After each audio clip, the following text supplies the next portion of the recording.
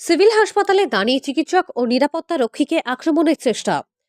Silchar civil হাসপাতালে চাঞ্চল্যকর ঘটনা ঘটল। হাতে দাঁড়িয়ে হাসপাতালে প্রবেশ করে চিকিৎসক ও নিরাপত্তা রক্ষীকে আক্রমণের চেষ্টা করে এক ভারসাম্যহীন ব্যক্তি। বৃহস্পতিবার সকালে এই চাঞ্চল্যকর ঘটনাটি সংঘটিত হয়। এদিন মানসিক বিকারগ্রস্ত এক ব্যক্তি হাতে দাঁড়িয়ে হঠাৎ করে হাসপাতালে প্রবেশ করে চিকিৎসক ও নিরাপত্তা রক্ষীর উপর হামলা চালানোর চেষ্টা করে।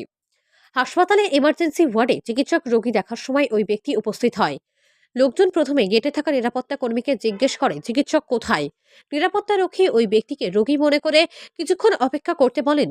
নিরাপত্তা রক্ষীর একথা শুনে গালিগালাজ করতে শুরু করে মানসিক ভারসাম্যহীন ব্যক্তি এবং তার হাতে থাকা ব্যাগ থেকে একটি দা বের করে দাদি নিরাপত্তা রক্ষীকে আক্রমণ করার চেষ্টা করে। চিকিৎসক বেরিয়ে এলে তার উপরও হামলা করতে চায় লোকটি। এমতাবস্থায় হাসপাতালে থাকা একাংশ লোকের সহযোগে নিরাপত্তা রক্ষী ওই ব্যক্তিকে আটক করে পুলিশে খবর দেন। পুলিশ পৌঁছালে তাকে সমঝে দেওয়া হয়।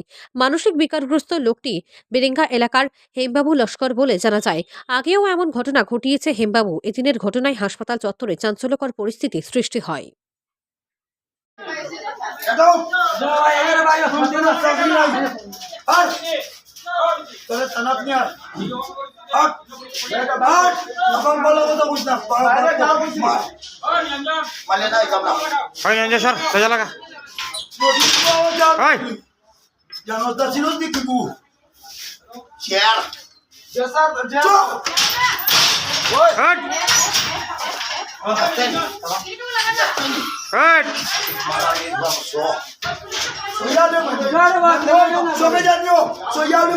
দেখো তো ম্যাম আপনার সামনে কতটুকু হয়েছে